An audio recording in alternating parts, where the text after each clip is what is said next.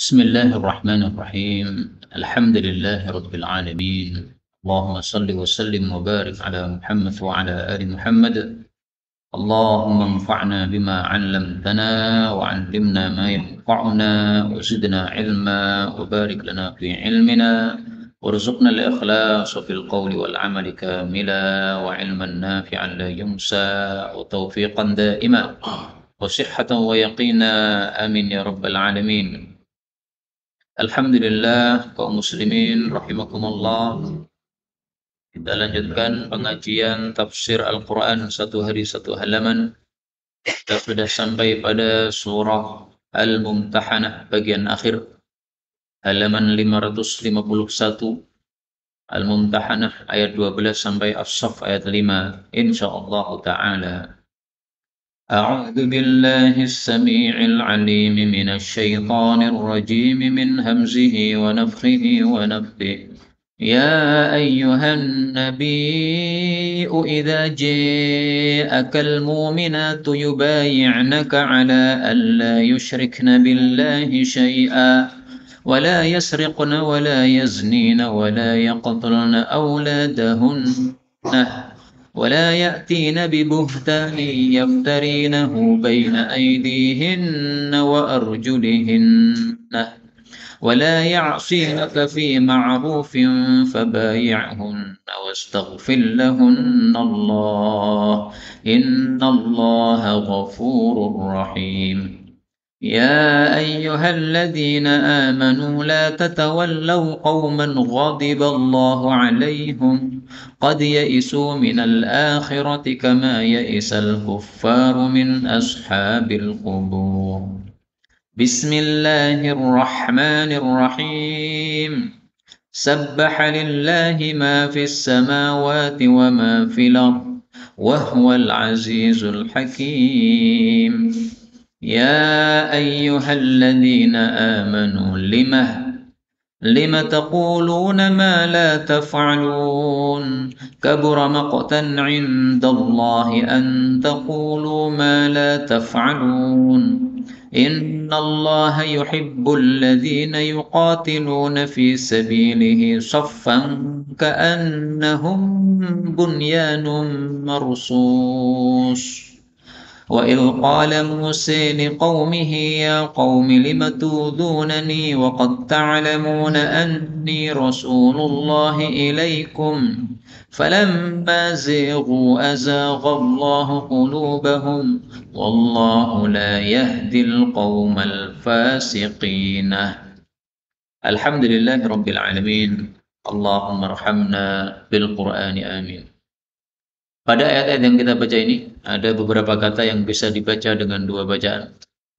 Yang pertama pada surah Al-Mumtahanah ayat 12, An-Nabiyyu boleh dibaca An-Nabiyyu sebagaimana biasanya pada semua tempat.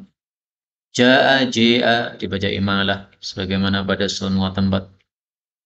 Kemudian pada surah As-Saff kita temukan tadi ada imalah pada ayat 5. Zaghu, Z ya. Itu bacaan imalah namanya. Majri, Z. Adapun di sini dal ketemu ta. Ini sepakat ulama qiraah, tidak ada perselisihan, ini dalnya hilang. Tidak boleh dibaca wa qad ta'lamun, salah. Kalau ada yang membaca wa qad ta'lamun berarti dia belajar Quran tanpa sanad, tanpa guru. Atau mungkin pakai guru tapi ngantuk. Nah, sehingga gurunya tidak mengajarkan gitu, dia baca sendiri. Kalau pakai sanad nggak mungkin. Wa qad ta'lam. Qad ta. Dalnya hilang, masuk tak. Idgham. Ini sepakat semua 10 qiraat semua sepakat begitu. Baik, adapun tafsirnya secara ringkas pada surah Al-Mumtahanah ayat 12. Allah mengatakan, ya ayyuhan nabiyyu, wahai Nabi Muhammad sallallahu alaihi wasallam. Idza ja'aka, apabila datang padamu al-mu'minat, wanita-wanita beriman.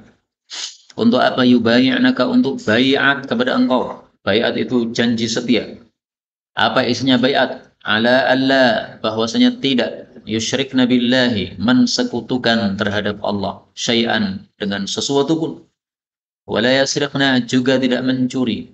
wala yaznina, juga tidak berzina, wala yaqtulna, juga tidak membunuh auladahunna, anak-anak mereka, wala ya'tina, dan juga tidak mendatangkan bibuhtanin, satu kedustaan besar, yaftarinahu, yang mereka membuat-buat kedustaan itu, baina aidihinna wa arjulihin, antara tangan-tangan mereka dan kaki-kaki mereka. Ini nanti ada penjelasannya. Wala ya'sinaka, dan mereka tidak durhaka kepada engkau, fi ma'rufin, dalam perkara yang ma'ruf, perkara yang baik. Fabayi'hunna, maka bai'atlah mereka-mereka wanita tadi, wahai Rasulullah. Wastaghfir, dan mintakanlah ampunan, lahunna, untuk mereka, Allah, kepada Allah. Kenapa? Karena innallaha, sesungguhnya Allah itu memang ghafurun, maha pengampun, rahimun, maha penyayang. Ayat ini berbicara tentang baiat yang dilakukan oleh Rasulullah sallallahu alaihi wasallam kepada umat Islam. Jadi di dalam Islam itu ada satu syariat namanya baiat. Baiat itu apa? Janji setia. Janji untuk apa? Untuk taat. Siapa yang mengadakan janji? Pemerintah dengan rakyat. Jadi kalau sudah ada pemerintah Islam, itu rakyat semuanya wajib taat. Ada khalifah, ada amirul mukminin, rakyat wajib taat.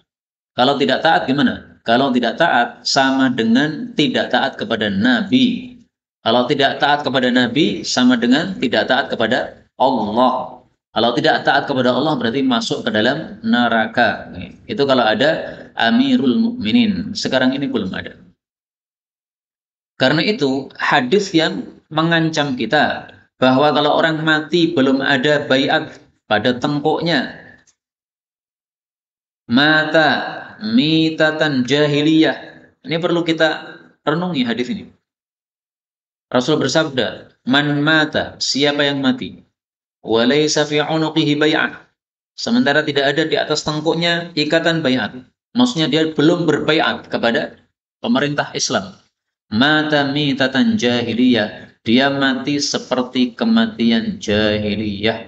Hadis riwayat Muslim sahih.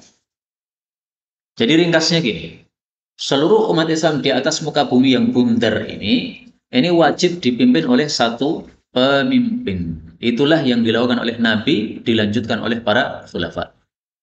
Nabi wafat belum sempat dikuburkan, itu sahabat sudah kumpul untuk merapatkan, ini siapa yang jadi khalifah setelah Nabi ini? Yang jadi pemimpin setelah Nabi siapa? Ini menunjukkan bahwa adanya satu pemimpin untuk seluruh umat Islam dunia, hukumnya adalah wajib. Saking wajibnya, para sahabat sudah membahas padahal jasad Nabi masih di atas keranda, belum dikuburkan. Mereka akhirnya sepakat dipimpin Sayyidina Abu Bakar. Abu Bakar wafat, mereka sepakat Sayyidina Umar. Sayyidina Umar wafat, sepakat Sayyidina Uthman. Sayyidina Uthman wafat, sepakat Sayyidina Ali. Sayyidina Ali wafat, sepakat anaknya Sayyidina Hasan bin Ali. Tapi kemudian Hasan bin Ali dalam rangka untuk mendamaikan umat Islam yang bertengkar, yang berperang, maka dia melengsarkan diri. Sudah, saya tidak usah jadi Amirul Mukminin, jabatan saya serahkan kepada saudara saya Muawiyah radhiyallahu anhu. Maka Muawiyah jadi Amirul Mukminin. Wafat Muawiyah digantikan oleh anaknya Yazid bin Muawiyah dan seterusnya. Nah, maka umat Islam ketika ada khalifah, dia baiat kepada khalifah. Salaman kepada khalifah mengatakan, "Wahai Pak Khalifah, saya baiat kepada engkau, saya mentaati perintah-perintah." Tentu saja dalam hal-hal yang baik ya. Kalau dalam hal-hal maksiat tidak boleh kita taat kepada pemerintah muslim tersebut. Dalam hal-hal yang jelek tidak boleh apa? Taat kepada pemerintah Islam tersebut. Nah, sekarang kondisi kita nggak ada khalifah gimana? Kondisi kita tidak ada khalifah, berarti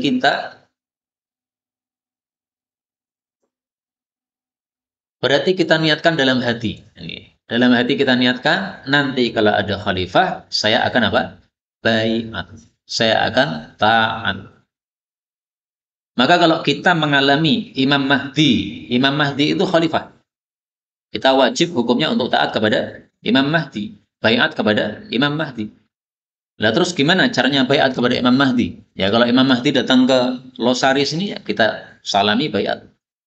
Kalau beliau di Mekah, di Arab, ya kita kirim apa namanya? Wakil nih, dari Indonesia, kirim wakil ke sana. Ini saya mewakili jamaah kaum muslimin di Indonesia. Mereka semuanya baiat kepada Anda. Atau Imam Mahdinya sudah punya WA, nah, nanti kita lewat WA. Pak Imam saya baiat nih lewat WA nih. Nah, nggak apa-apa, yang penting apa? Baiat. Tidak harus dengan bertemu langsung, tidak harus dengan jabat tangan, boleh dengan surat, nggak ada masalah. Karena Ibnu Omar itu nulis surat kepada khalifah waktu itu, saya persaksikan kepada kamu bahwa saya Ibnu Omar dan anak-anak saya semuanya sudah baiat padamu. Maka bisa dengan surat. Nah, di sini syariat baiat ini sekarang sudah tidak dilakukan oleh umat Islam. Kenapa? Ini karena tidak ada Amirul Mukminin. Jadi kita semuanya ini salah ini. Salahnya kenapa? Karena kita tidak dipimpin oleh satu khalifah untuk seluruh muka bumi ini. Semestinya dipimpin satu khalifah. Sepakat para ulama, tidak ada perselisihan pendapat bahwa seluruh umat Islam dalam muka bumi ini dipimpin oleh satu khalifah. Kalau ada pendapat yang mengatakan tidak wajib begitu, itu pendapat yang syadz, yang menyempal, yang tidak dianggap. Ini sudah dibahas di dalam masalah fikih ijma', yaitu kesepakatan para ulama. Kalau ada pendapat satu dua yang menyempal, itu dianggap tidak ada. Itu dianggap seolah-olah apa? Pendapat itu terbuang. Baik, kita ambil beberapa faedah dari ayat ini. Faedah yang pertama, ini ayatnya bicara kepada Nabi. Wahai Nabi Muhammad Shallallahu Alaihi Wasallam, kalau datang orang-orang perempuan baiat kepada engkau, sudah tidak lagi syirik kepada Allah, tidak lagi mencuri, tidak lagi berzina, dan seterusnya. Nah, ini kaitannya dengan kasus wanita-wanita yang masuk Islam kemarin, yang sudah kita bahas. Gencatan senjata antara Muslim dengan kafir selama 10 tahun. Kalau ada orang kafir dari Mekah datang ke Madinah masuk Islam, kalau dia laki-laki wajib dikembalikan ke Mekah, diterima oleh Nabi SAW. Tapi kalau ternyata yang masuk Islam itu adalah seorang wanita, maka Nabi tidak mau kembalikan ke Mekah. Kenapa? Karena surat perdamaian itu hanya ditulis berkaitan dengan kaum laki-laki. Masalah wanita belum ada kesepakatan. Maka begitu ada muslimah datang ke Madinah, ya diterima oleh Nabi. Disuruh tinggal di Madinah. Kalau ada yang menikahi, silahkan menikahi. Kecuali kalau suaminya masuk Islam. Nah, suaminya kemudian berangkat ke Madinah, memberitahukan, ini saya masuk Islam juga, sebagaimana istri saya. Nah, maka tidak boleh dinikahi oleh orang lain. Tapi kalau suaminya masih kafir di Mekah, ini wanita boleh dinikahi oleh umat Islam di Madinah. Nah, mereka yang sudah masuk Islam itu kemudian disuruh baiat kepada Rasulullah Sallallahu Alaihi Wasallam. Isi baiatnya apa? Isi baiatnya terserah kepada pemimpin. Kadang-kadang Rasulullah mengumpulkan para sahabat, yuk kumpul, baiat sama saya. Baiat apa ya Rasulullah? Baiat untuk perang. Oh, kenapa baiat untuk perang? Ini karena ada kasus yang kita harus perang. Nah, maka diambil baiat oleh Nabi perang. Dalam kasus ini diambil oleh Nabi baiat poin-poin ini.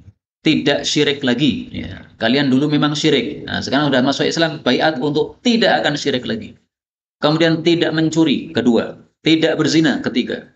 Tidak membunuh anak, keempat. Tidak membuat kedustaan, lima. Keenam, tidak durhaka kepada Nabi Shallallahu Alaihi Wasallam. Nah, berarti isi 6 baiat, 6 poin. Mari kita bahas satu persatu. Pertama adalah tidak syirik. Kenapa? Karena syirik ini penyebab amal apapun tidak diterima oleh Allah Subhanahu Wa Taala. Maka begitu sudah masuk Islam, wajib jaga Islamnya, jangan sampai kembali syirik, karena kalau sudah kembali syirik, semua amal yang sudah dilakukan ketika sudah masuk Islam, gugur, runtuh, semuanya nggak ada pahalanya. Kemudian yang kedua, tidak boleh mencuri. Kenapa? Di masa jahiliyah dulu, orang sudah terbiasa mencuri itu biasa. Jadi orang-orang Arab, zaman dulu karena tidak ada pemimpin, maka yang menguasai adalah yang kuat. Ini kabilah kuat menguasai kabilah yang lemah. Kabilah yang lemah ini bisa menguasai kabilah yang lain, tapi yang lebih lemah. Jadi saling mencaplok begitu. Sehingga mencari, mencuri, menjamret, merampok itu sudah biasa. Nah, oleh Nabi adat itu dihilangkan. Sekarang nggak boleh lagi. Kamu meskipun lebih kuat, kabilahnya lebih besar. Tapi kabilah-kabilah yang lain mereka adalah saudara-saudara sesama manusia. Tidak boleh dirampok, dirampas, dicuri hartanya, nggak boleh. Dan dalam hadis Nabi SAW kita temukan ternyata mencuri itu bertingkat-tingkat. Rasulullah bersabda, la ayyasriqar rajul min asyrati abyad. Seseorang mencuri dari 10 rumah, aisaru lahu, lebih ringan dosanya, min ayyasriqa min baiti jari, daripada mencuri dari satu rumah tetangga. Hadis riwayat Imam Ahmad. Jadi 1 banding 10 ini, Pak. Satu rumah tetangga dicuri, pahalanya lebih gede daripada mencuri 10 rumah tapi non tetangga. Nah, tetangga itu juga bertingkat-tingkat lagi. Ada tetangga dekat, ada tetangga jauh. Tetangga jauh, para ulama katakan arba'una darun, 40 rumah. Dari rumah kita ke timur, ke barat, ke utara, ke selatan 40. Nah, itu semuanya tetangga. Tapi itu ya hitungannya tetangga jauh masuk. Kalau tetangga dekat ya mungkin satu gang, lebih dekat lebih luas lagi mungkin satu RT, lebih luas lagi satu RW, begitu. Ya, ada cakupan-cakupan yang kecil dan luas begitu. Kemudian yang ketiga, wala yaznin, tidak berzina. Kenapa? Di masa jahiliyah orang juga terbiasa berzina. Zina di masa jahiliyah ada 2 macam. Ada terang-terangan, ada sembunyi-sembunyi. Kalau terang-terangan biasanya rumah orang yang melayani pelacuran itu ditancapi bendera. Nah, sehingga orang yang lewat di depan rumah tadi paham, oh ini tempatnya pelacur nih, saya bisa jajan di sini. Pokoknya ada benderanya berarti apa? Ini mempersilahkan. Silahkan siapa yang mau masuk, nanti bayar. Ada juga zina yang sembunyi-sembunyi. Itu mengambil gundik. Seorang suami sudah punya istri, tapi dia punya perempuan simpanan. Nah, itu namanya zina sembunyi-sembunyi. Dilakukan oleh laki-laki maupun perempuan. Maka untuk menghapus adat itu Nabi ambil bayat. Tidak boleh lagi zina. Karena sudah masuk Islam. Dan zina bertingkat-tingkat sebagaimana Nabi mengatakan, la ayyazni ar-rajul bi asyrati niswah. Zina dengan 10 wanita biasa. Khairul lahu. Itu lebih ringan dosanya. Min ayyazniya bimra'ati jari. Daripada berzina dengan satu istri tetangga. Hadis riwayat Ahmad sahih. Kemudian yang keempat, wala yaqtulna auladahum, tidak membunuh anak. Kenapa ini diambil bayat? Karena orang jahiliyah biasa membunuh anak. Dan itu ada 2 macam. Yang pertama, membunuh anak-anak perempuan. Kenapa? Karena benci dengan anak perempuan. Dianggap perempuan itu tidak membawa berkah. Perempuan hanya menghabiskan nasi saja, diajak perang nggak bisa. Karena orang zaman dulu, mereka menangnya atau berkuasanya dengan perang. Sehingga kalau punya anak laki-laki, senangnya bukan main. Kalau anak perempuan, maka susahnya bukan main. Sehingga dikubur hidup-hidup. Itu disebutkan oleh Allah dalam Al-Quran. Am yadussuhu fit turab. Surat An-Nahl ayat 59. Wa idza busyira ahaduhum bil untha, kalau diberi kabar gembira salah satu mereka dengan lahirnya anak wanita, dhalla wajhuhu muswaddan, maka wajahnya jadi menghitam, susah. Wa huwa kadzim, dia menahan marah. Yatawara minal qaum, dia sembunyi dari qaum, min su'i ma busyira bi, dari keburukan kabar gembira tersebut.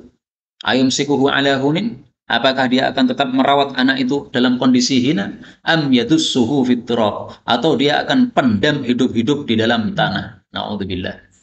Ini pembunuhan model pertama dilakukan oleh orang-orang jahiliyah. Setiap bayi perempuan lahir dikubur hidup-hidup. Jadi biasanya waktu itu bidan itu melayani bukan di ruang bidan bukan, tapi di luar rumah yang sudah disiapkan tanah sudah digali. Begitu bidan melihat ini bayi laki-laki, dibawa masuk ke dalam rumah. Begitu melihat ini bayi perempuan, langsung plung masukkan ke dalam lubang tadi, langsung dikubur hidup-hidup. Nggak perlu nunggu mati. Itu jeleknya jahiliyah kayak begitu. Nah, maka oleh Allah diambil bayat, jangan bunuh anak lagi. Kata-kata aulad, anak itu mencakup laki-laki dan perempuan. Mencakup bintun, anak perempuan, dan ibnun, anak laki-laki. Aulad itu mencakup dua-duanya. Nah, maka berarti pembunuhan yang kedua adalah membunuh anak laki-laki. Kenapa orang dulu membunuh anak laki-laki? Ada 2 sebab. Sebab yang pertama karena miskin, maka khawatir tambah miskin. Sebab yang kedua karena kaya, khawatir nanti hartanya dimakan oleh anaknya sehingga jadi miskin. Nah, ini kan jelek juga ini. Itu disebutkan oleh Allah dalam Al-Quran juga. Wala taqtulu auladakum min imlaqin. Janganlah kalian itu membunuh anak-anak kalian dari sebab miskin. Ini Allah bicara kepada orang-orang miskin. Orang-orang miskin melahirkan anak. Wah, tambah anak lagi, tambah miskin saya. Bunuh saja. Meskipun laki-laki dibunuh. Kenapa? Karena akan menambah kemiskinan menurut dia. Allah bantah, nahnu narzuqukum, kami yang kasih rezeki kalian. Wa iyyahum, juga anak-anakmu itu kami yang kasih rezeki. Kemudian surah Al-Isra ayat 31. Wala taqtulu auladakum, jangan bunuh anak kalian khasyata imlak, karena takut miskin. Ini Allah bicara kepada orang kaya. Jadi kalau surat Al-An'am ayat 151, jangan bunuh anak karena miskin, ini Allah bicara kepada orang miskin. Tapi kalau surat Al-Isra ayat 31, jangan bunuh anak karena takut miskin. Ini Allah bicara kepada orang kaya. Dia sudah punya duit banyak, kaya. Tapi kalau tambah anak, mikir, wah anak saya mengurangi kekayaan saya. Biasanya masak beras berapa? 1 kilo sehari. Gara-gara ada tambah anak, nah, tambah lagi. Nah, malah membuat miskin nanti. Allah bantah, nahnu narzuquhum. Yang memberi rezeki mereka kami, wa iyyakum, kalian juga kami yang ngasih rezeki. Jadi justru kalau tambah anak itu teorinya berarti tambah rezeki, karena rezeki anak tadi dititipkan oleh Allah kepada kita yang merawatnya, dan itu sudah terbukti dari banyak orang yang mengalami hal tersebut. Kemudian nomor 5, wala ya'tina bibuhtan.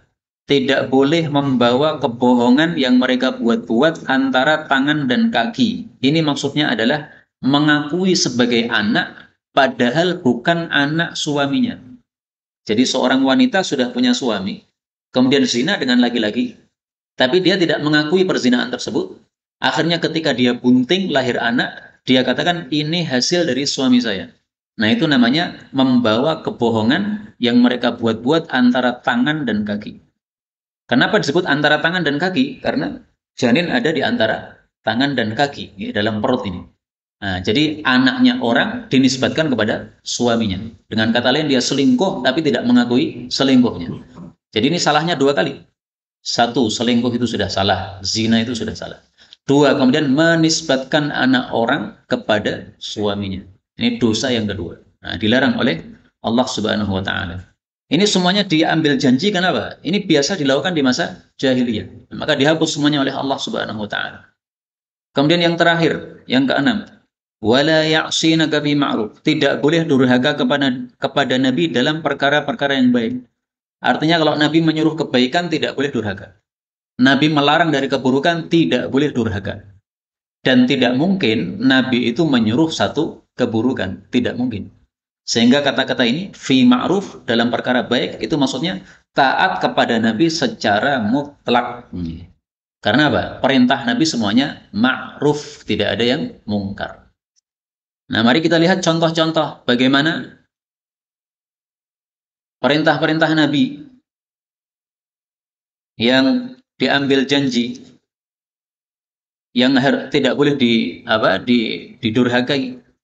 Misalnya sabda Nabi, laisa minna, tidak termasuk dari umat Islam, man latamal khudud, orang-orang yang menampar pipinya sendiri, wa syaqqal juyub, merobek-robek bajunya sendiri, wa da'a bid'wal jahiliyah, dan dia menyeru-nyeru dengan seruan-seruan, ucapan-ucapan jahiliyah. Hadis muttafaqun alaih. Ini berkaitan dengan orang yang meratapi mayit. Jadi orang Arab biasa, kalau ada mayit, maka mereka meratap. Meratapnya ada 2 macam, meratap betulan, ada meratap bayaran. Jadi biasanya keluarga yang mati ini menyewa orang. Nanti siapa yang datang ke rumah, meratap, pulang, dikasih amplop 200.000 atau 500.000, nggak tahu berapa dulu. Nah, dibayari. Nah, maka adat seperti itu oleh Nabi mau dihapus. Sehingga yang menampar-nampari pipi, baik itu bayaran maupun sungguhan, sama aja, dilaknat oleh Nabi SAW. Laisa minna, tidak termasuk dari umat Islam. Nah, maka hal-hal seperti inilah yang diambil baiat oleh Nabi, jangan lagi dilakukan setelah masuk Islam. Itu mungkin seperti orang-orang dulu di Indonesia, ada yang mempersembahkan kepada setan, ada yang mempersembahkan kepada Roro Kidul dan sebagainya. Nah, kalau sudah ngaji diambil baiat, besok lagi nggak boleh ngadakan gitu-gitu. Panen padi, ya sudah, panenannya semuanya diambil. Jangan sebagian dipersembahkan kepada yang menjaga tempat tersebut. Itu namanya syirik seperti itu. Allah mengatakan fabayi'hun, silahkan ambil baiat dari mereka. Nabi mengambil baiat dari para perempuan itu tanpa beliau jabat tangan. Sementara kalau mengambil baiat dari para laki-laki, semuanya pakai jabat tangan satu-satu. Salaman kemudian mengatakan saya baiat kepada engkau ya Rasulullah, siap taat untuk perang misalnya. Ya, saya terima baiatmu, lepas tangannya. Nanti satu lagi sahabat lagi. Tapi untuk yang perempuan tidak. Beliau kumpulkan di satu tempat, kemudian beliau mengatakan qad bay'atukunna kalaman. Saya sudah baiat kepada kalian cukup dengan ucapan la usafihun nisa. Saya tidak mau jabat tangan dengan para wanita. Ini menunjukkan bahwa laki perempuan tidak boleh jabat tangan. Okay? Sentuhan laki perempuan nggak boleh. Dan itu termasuk dosa yang tidak sepele di hadapan Allah Subhanahu wa taala karena diancam oleh Nabi, la ayyut'ana fi ra'si ahadikum bimikhyat. Andaikan kepala ini ditusuk dengan jarum besi min hadid, khairul lahu min ayyamass samra'ah. Lebih baik daripada menyentuh wanita la tahillulah yang tidak halal untuk dia sentuh. Bukan istrinya, bukan mahramnya. Disentuh jabat tangan, nggak boleh.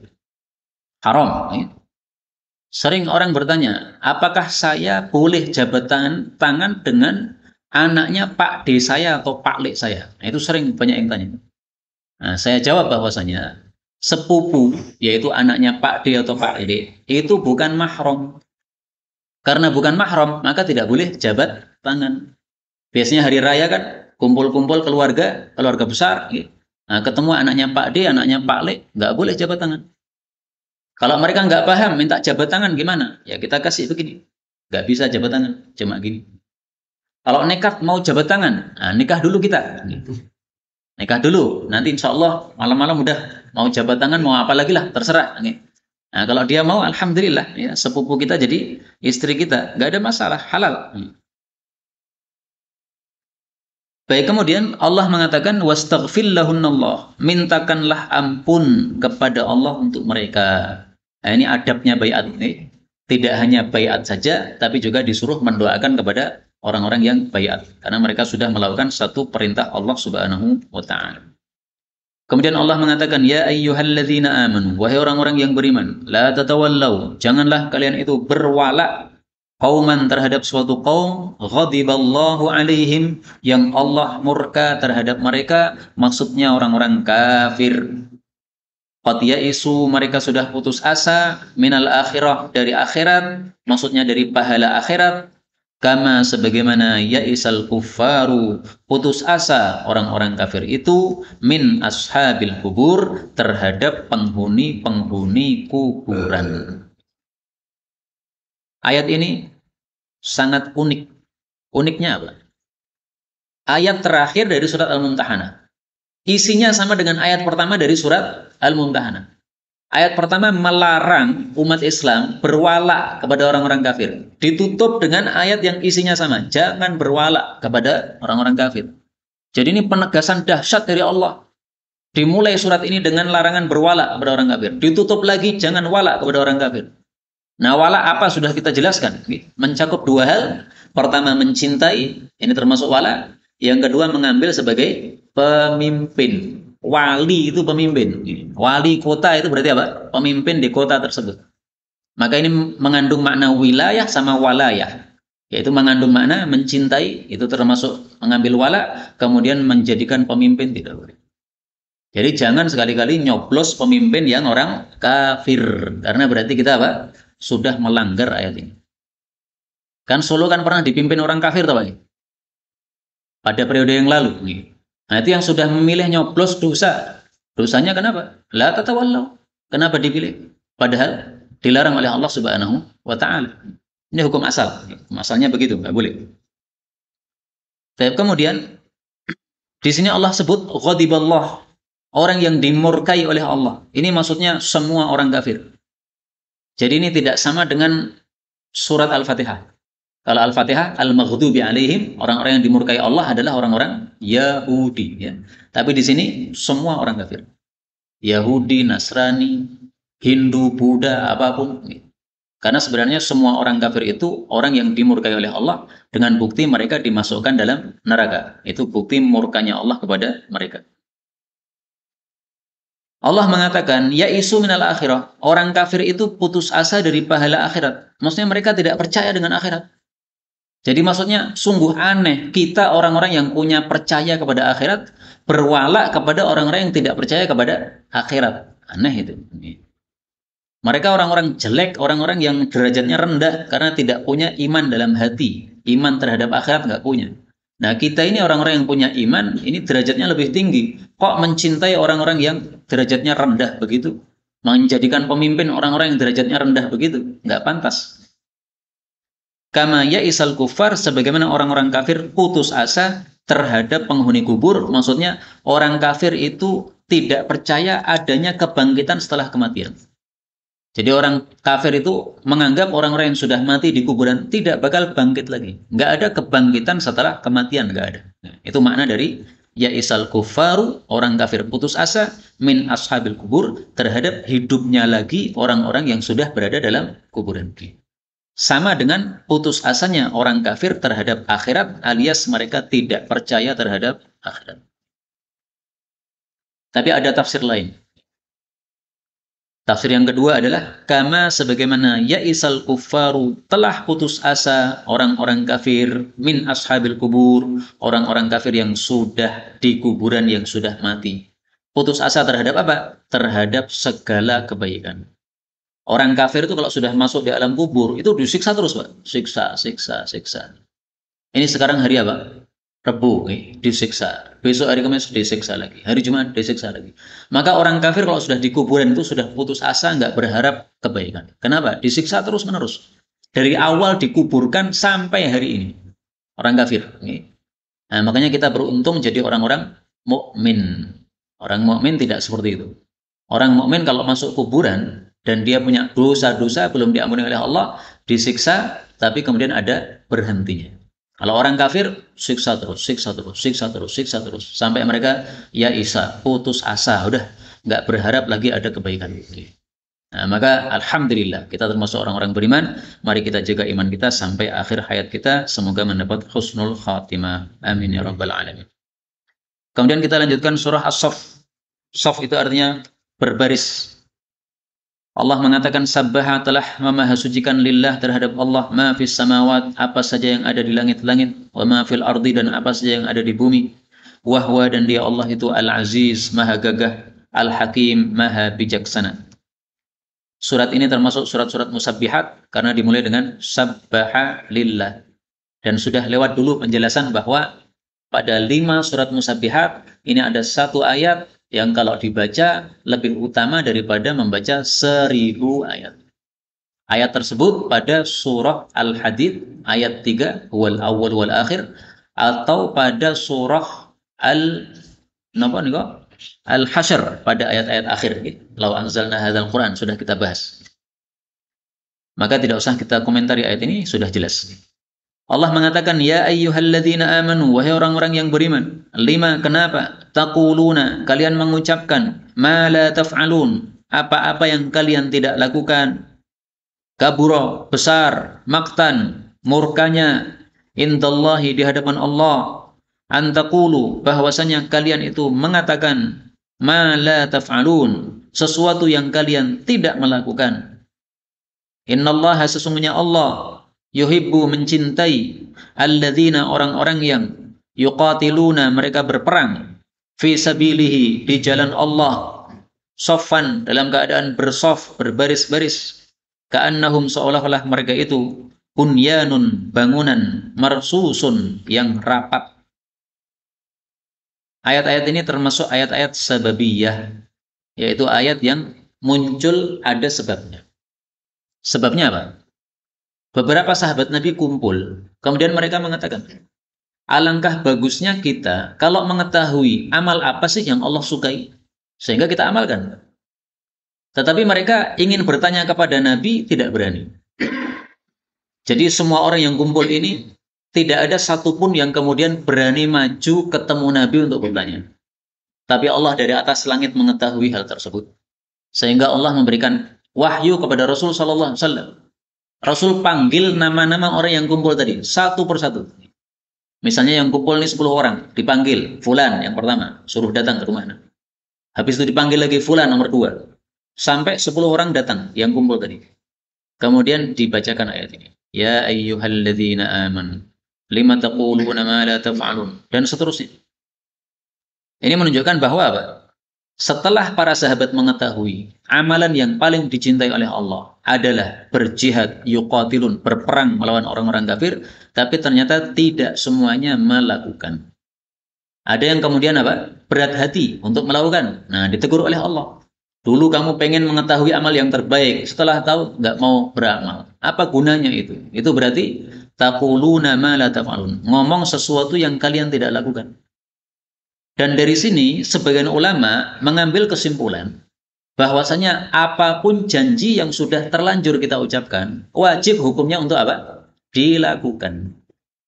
Karena janji itu termasuk takulun, sesuatu yang diucapkan. Berarti harus dilakukan. Karena kalau tidak dilakukan berarti kabura maqtan, besar murka Allah terhadap orang-orang yang ngomong sesuatu yang tidak dilakukan, jadi berjanji tidak dilakukan janji tersebut. Tapi memang ini masalah khilafiyah ya. Pendapat yang terpilih adalah bahwa janji itu boleh dibatalkan selama kita belum memberikan. Tapi kalau sudah kita berikan, maka tidak boleh lagi kita ambil. Saya berjanji kepada engkau nanti pada tahun sekian akan kuberi ini. Nah, ini berarti kan masih dijanjikan. Tapi ternyata kemudian berpikiran berubah. Kenapa berpikiran berubah? Karena ya kondisi berubah. Nah, maka dicabut boleh. Mohon maaf, dulu saya berjanji akan memberikan engkau sesuatu pada tahun sekian. Saya sekarang berubah pikiran, saya batalkan pemberian tersebut. Nah, itu masih boleh menurut sebagian ulama. Karena apa? Karena belum diberikan. Tapi yang sudah diberikan tidak boleh kita ambil lagi. Saya batalkan, saya tarik lagi. Nggak bisa. Itu berarti seperti anjing makan pada muntahannya. Kemudian di sini para ulama biasanya mengkaitkan ayat ini dengan hadis Nabi Shallallahu Alaihi Wasallam tentang para mubalik, yaitu para mubalik yang mereka menyampaikan kebaikan-kebaikan, tetapi dirinya sendiri melanggar kebaikan-kebaikan yang mereka perintahkan kepada manusia. Dia sampaikan ayat-ayat jangan zina, tapi dia berzina. Dia sampaikan ayat-ayat tentang jangan riba, tapi dia riba dan sebagainya. Aktabuhu. Rasul Shallallahu Alaihi Wasallam bersabda, yuja'u birrajul, akan didatangkan seseorang yaumal qiyamah, pada hari kiamat nanti, fayulqa finnar, dia dilempar dalam neraka, fatandaliku aktabuhu finnar, maka isi-isi perutnya itu muncrat keluar di dalam neraka. Fayaduru kama yadurul himar birohahu, lalu dia putar-putar sebagaimana keledai mengelilingi alat penggiling gandum. Fayajtami'u ahlun nari alaih, maka penghuni neraka kumpul mengerumuni orang ini. Fayaqulun, mereka bertanya, ay fulan ma syu'nuk, ma sya'nuk, wahai fulan, kenapa kamu kayak begini? Jadi ini saling kenal, Pak. Di dunia kenal. Wah, ini kan mau balik dulu nih. Kenapa kok masuk neraka kok bentuknya kayak gini, ngeri? Alaysa kunta ta'muruna bil ma'ruf? Bukankah kamu melakukan amar ma'ruf? Wa tanhana 'anil munkar? Kamu melakukan nahi mungkar. Qala, dia menjawab, kuntu amurukum bil ma'ruf. Betul, saya dulu amar ma'ruf, wala ati, tapi omong doang, enggak melakukan. Menyuruh orang untuk sholat 5 waktu, tapi dia sendiri bolong-bolong. Menyuruh untuk sholat jamaah ke masjid, tapi dia sendiri sering di rumah tanpa sebab. Nah, berarti tidak melakukan yang diperintahkan. Wa anhaakum 'anil munkar, saya melarang kalian dari kemungkaran. Wa ati, tapi saya sendiri melakukannya. Melarang orang dari syirik, tapi dia sendiri masih punya jimat-jimat yang dia yakini ini membawa keberuntungan, bisa memberikan manfaat dan madarat sebagaimana Allah. Nah, berarti dia berbuat syirik. Ini hadis riwayat Bukhari dan Muslim, derajatnya sahih pada peringkat yang pertama. Tapi sebagian orang itu ada yang salah paham, Pak. Ketika melihat kemungkaran, dia diam. Kemudian dia mengatakan, saya tidak berani nahi mungkar. Kenapa? Saya masih melakukan maksiat. Itu salah kayak begitu. Jadi perbuatan kita masih melakukan maksiat itu tidak boleh menghalangi kita dari melakukan nahi mungkar. Demikian juga orang disuruh ceramah menyampaikan hadis Nabi, fadilah-fadilah amal misalnya. Saya nggak mau saya. Kenapa? Saya belum melakukan. Nah itu salah begitu. Hadis-hadis tentang fadilah puasa Senin, puasa Kamis, silahkan disampaikan. Panjenengan tidak melakukan tidak apa-apa. Karena puasa Senin Kamis itu hukumnya sunnah, bukan wajib. Jadi kita menyampaikan saja ngomong doang, nggak apa-apa. Kenapa? Memang ini amalan sunnah. Saya menghasung bapak-bapak yang kuat puasa Senin Kamis, silahkan puasa Senin Kamis. Yang kuat puasa 3 hari Ayyamul Bid, puasa. Kenapa? Melenyapkan penyakit-penyakit hati. Yang pengen hatinya bersih, tidak mudah dendam, tidak mudah iri, dan sebagainya, puasa 3 hari setiap bulan. Tapi saya sendiri tidak puasa misalnya, karena saya tidak termasuk ahli puasa. Nggak ada masalah, karena memang ini amalan sunnah. Tapi ketika itu adalah amalan wajib, tidak boleh saya meninggalkan amalan tersebut, sementara saya menyampaikan kepada orang lain. Jadi ini mohon dipahami secara benar, bukan berarti kalau kita masih melakukan maksiat tidak boleh nahi mungkar, bukan. Nahi mungkar tetap wajib, tetapi meninggalkan kemungkaran juga wajib. Sehingga melihat kemungkaran ya kita ingkari. Kemudian kalau kita sedang melakukan kemungkaran, kita harus segera sadar. Saya ini kalau melihat kemungkaran saya mengingkari. Tapi saya sendiri melakukan kemungkaran. Nah, ini berarti nggak sejalan nih. Saya harus perbaiki diri. Nah, mestinya begitu. Karena kalau orang mengatakan, saya nggak usah nahi mungkar, karena saya masih maksiat. Ya semua orang semuanya punya maksiat. Nanti tidak ada nahi mungkar lagi kalau begitu. Ini satu pemikiran yang salah. Bukan begitu cara berpikirnya. Itu sama dengan gini, Pak. Ada orang setelah mengetahui bahwa mempelajari ilmu agama wajib, akhirnya dia pelajari ilmu agama. Tapi setelah itu dia paham juga bahwa ilmu harus diamalkan. Kalau tidak diamalkan maka dosa. Akhirnya sudah nggak mau lagi ngaji. Pengajian saya nggak mau. Kenapa? Nanti nambah ilmu saya tidak bisa melakukan, tambah dosa. Udah lebih baik saya bodoh saja sampai mati. Loh, bodohmu tidak mau ngaji itu juga dosa gitu loh. Jadi tidak mau mempelajari Quran dan hadis itu apa? Dosa. Nah sekarang kita sudah terlanjur mempelajari Quran hadis, mau datang ke pengajian seperti ini, akhirnya paham, ternyata ini haram, ternyata ini nggak boleh. Ya wajib kita lakukan, kita usahakan. Bukan kemudian mundur, nggak usah ngaji lagi aja, daripada paham banyak, nanti tidak melakukan, itu sikap yang salah sama dengan yang ini tadi.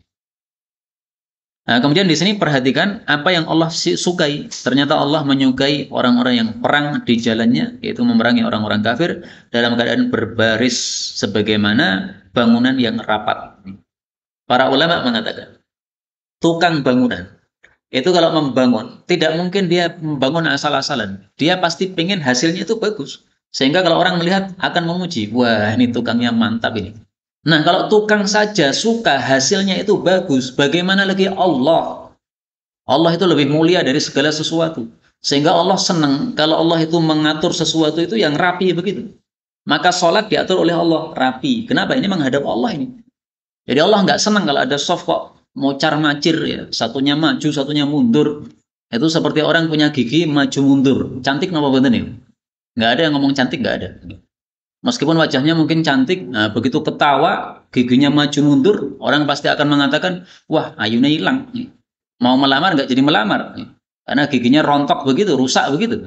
Nah demikian juga, kalau masalah gigi saja, kita pengen yang rapi. Bagaimana lagi Allah yang lebih mulia daripada segala sesuatu.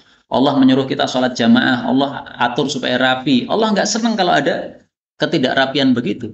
Demikian juga dalam perang disuruh berbaris yang rapi supaya musuh tidak bisa menyerang masuk ke dalam. Karena kalau tidak rapi begitu nanti musuh menyerang ke dalam sudah tubuh umat Islam ini mudah untuk dihancurkan. Nah, inilah yang dimaksud softfan ya, bersoft di dalam perang dan juga dalam kondisi yang lain soft di dalam sholat. Kemudian Allah mengatakan wa'idh dan ingatlah ketika qala berkata Nabi Musa liqaumihi kepada kaumnya, ya qaumi wahai kaumku, yaitu Bani Israel. Lima kenapa tudunani, kalian menyakiti saya. Wa qad ta'lamuna, padahal sungguh kalian sudah mengetahui anni Rasulullah, bahwasanya aku ini utusan Allah ilaikum kepada kalian. Falamma maka tatkala zighu, mereka menyimpang, yaitu menyimpang dari ketaatan kepada nabinya. Azaghallahu, Allah pun simpangkan qulubahum, hati-hati mereka, yaitu disimpangkan dari petunjuk. Wallahu, dan Allah itu la yahdi, tidak memberikan hidayah kepada al-qaumal fasikin, orang-orang yang fasik. Fasik itu artinya keluar, maksudnya keluar dari jalur ketaatan kepada Allah. Jadi orang-orang yang maksiat itu namanya apa? Fasik, karena sudah keluar dari ketaatan kepada Allah. Maka ayat ini sekaligus menunjukkan maksiat menyebabkan jauh dari hidayah. Maksiat menyebabkan apa? Jauh dari hidayah. Kok bisa maksiat menyebabkan jauh dari hidayah? Hadisnya sudah sering saya sampaikan, nggak usah diulangi lagi. Bahwa hati manusia kalau dia melakukan maksiat di satu titik hitam. Tambah lagi maksiat, hitam lagi, hitam lagi, hitam lagi. Kalau sudah rona, sudah semuanya gelap, ini hidayah masuk ini susah, mental terus. Nah, makanya kita disuruh oleh Nabi untuk istighfar setiap hari. Minimal setiap hari baca istighfar 100 kali. Astaghfirullahaladzim wa atubu ilaih. Ini dihitung 1. Astaghfirullahaladzim wa atubu ilaih. Nah, 2. Astaghfirullahaladzim wa atubu ilaih. Sampai 100. Kalau hari ini belum, utang. Jadi 200 besoknya. Nih. Baik, di sini apa yang dimaksud oleh Nabi Musa? Jangan menyakiti saya. Kenapa kalian menyakiti saya? Padahal saya ini utusan Allah. Mestinya kalian taati, kalian hormati, malah disakiti. Apa contoh perlakuan umat Nabi Musa kepada beliau? Menyakitinya apa? Allah sebutkan di dalam surah Al-Ahzab ayat yang ke-69. Ya ayyuhalladzina amanu, wahai orang-orang beriman, la takunu, janganlah menjadi kalladzina adzau Musa, seperti orang-orang yang menyakiti Nabi Musa. Jadi maksudnya jangan menyakiti Nabi Muhammad sallallahu alaihi wasallam. Fabarra'ahu Allahu mimma qalu, maka akhirnya Allah membebaskan Nabi Musa dari semua tuduhan yang mereka ucapkan. Dan ini penjelasannya ada dalam hadis yang sahih dalam riwayat Bukhari, bahwa Bani Israel itu menggosipi Nabi Musa. Nabi Musa itu nggak pernah mandi bareng sama kita. Jadi zaman dulu itu mandi bareng itu biasa. Sehingga mohon maaf, lihat titiknya orang itu biasa.